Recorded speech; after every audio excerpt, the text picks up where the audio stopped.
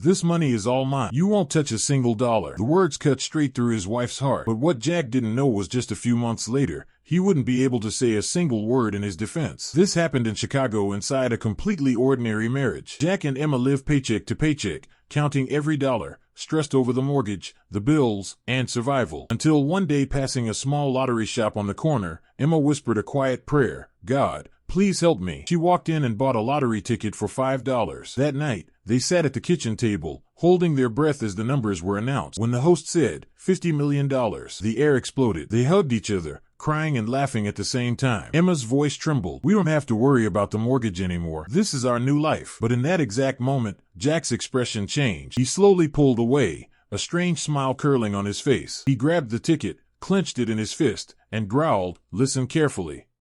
This money is mine, and you won't get a single cent." Emma froze. She thought he was joking. Until the next day, she stayed home packing, dreaming about their future. And Jack took the money and vanished so completely, she thought she'd never find him again.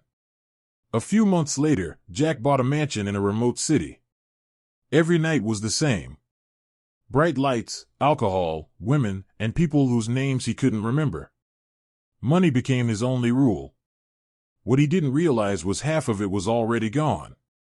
The husband she once knew was now surrounded by strangers who only stayed while the money lasted, until one night, the doorbell rang. Jack opened the door and froze. Standing there was Emma, the woman he abandoned. His voice shook. "How did you find me?" Emma looked at him, her eyes completely cold. "Looks like you've been busy," she said, "spending our life away." Jack couldn't say a word. Then she shoved a stack of papers into his chest. "Thank you for the money," she said calmly. "It helped me see exactly who you are." She turned and walked away.